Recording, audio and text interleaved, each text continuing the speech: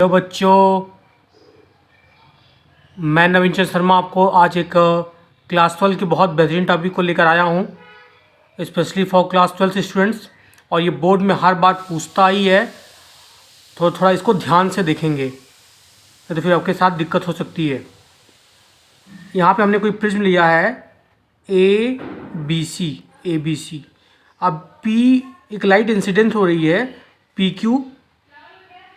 अब जब इंसिडेंस हो गई प्रिज्म पे, तो वो क्या होगी, ये रेयर मीडियम क्या मेरा denser medium bend toward the normal. यहाँ पे आप दो नॉर्मल देख रहे होंगे, Q और R देख रहे हैं। तो जब ये बेंड होगी तो ये क्या मेरा एंगल हो गया I हो गया, और ये क्या होगा R हो गया। I क्या एंगल ऑफ इंसिडेंस, R क्या होगा एंगल ऑफ रिफ्रैक्शंस। अब ये जो डेल्टा एम आप देख रहे हैं, इसको बोलते हैं minimum deviation, angle of minimum deviations. अब यहाँ जब आगे बढ़ेगी लाइट, क्या होगी, डेंसर से रेयर जाएगी, अवे फ्रॉम द नॉर्मल हो जाएगी, और ये क्या होगा मेरा I डैश हो जाएगा।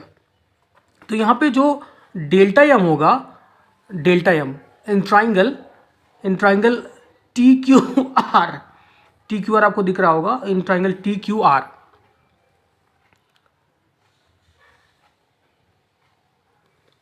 तो किसी भी ट्राइंगल में जो एक्सटीरियर एंगल होता है वो डेल्टा एम क्या हो जाएगा, angle TQR plus angle TRQ के बराबर हो जाएगा। डेल्टा एम क्या हो जाएगा, आप ये थोड़ा ध्यान यहाँ देखेंगे, यदि ये मेरा I और ये मेरा R है, तो ये कितना हो जाएगा I माइनस R, क्योंकि वर्टिकली अपोजिट एंगल से क्या होगा, दोनों इक्वल होता है। तो ये I माइनस R, इस तरह इसमें क्या हो जाएगा, ये I डैश है मेरा, ये R डैश है, तो ये क्या हो जाएगा I डैश माइनस क्या हो जाएगा R डैश। तो डेल्टा एम क्या हो जाएगा, I minus R plus I dash minus R dash. तो इसको सॉल्व करेंगे, डेल्टा एम क्या हो जाएगा, I plus I dash minus R plus R dash के बराबर हो जाएगा। अब लेते हैं हम लोग इन क्वाड्रिलैटरल BQVR में, तो angle A plus angle QBR कितना हो जाएगा, 180 डिग्री हो जाएगा। अब आते हैं इन ट्राइंगल QVR, दिख रहा होगा, इन ट्राइंगल QVR में angle Q plus angle R plus कितना हो जाएगा, angle V equal to 180 degree. तो यहाँ पे देखेंगे एंगल 2 और 3 क्या है, यहाँ पे देखें 180 डिग्री बराबर है। तो इसको जब कंपेयर करेंगे तो angle B plus angle QBR plus angle Q plus angle R plus angle QBR से QBR क्या हो जाएगा, कैंसिल हो जाएगा। Angle B equal to what, R plus R dash मिलेगा हमको।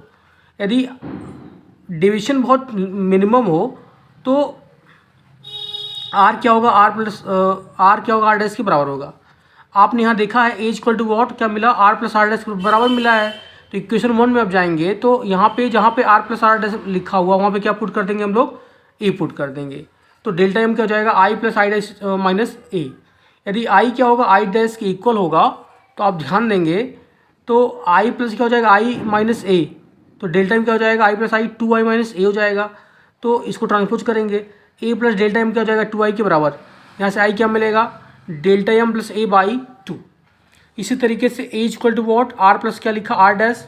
यदि एंगल बहुत छोटा होगा, डिविजन बहुत मिनिमम होगा, तो R क्या होगा, R डैश के बराबर हो जाएगा। तो A equal to what, R plus R क्या हो जाएगा, A equal to 2R, R क्या मिलेगा, A बाई 2। तो हमको यहाँ पे R और I की वैल्यू मिल गई using prism formula. Prism formula आपको पता ही होगा, using Snell's law, mu equal to what, sine I में कितना हो जाएगा, साइन R। तो यहाँ पे I की वैल्यू हमको क्या मिली है, A plus delta M by 2, और R क्या मिला है, साइन A, R क्या मिला, A बाई 2। तो इससे हम वैल्यू पुट करेंगे तो हमें फार्मूला मिल जाएगा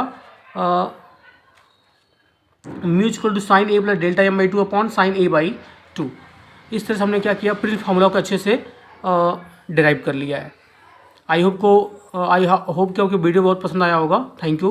please like and subscribe my channel. Thank you.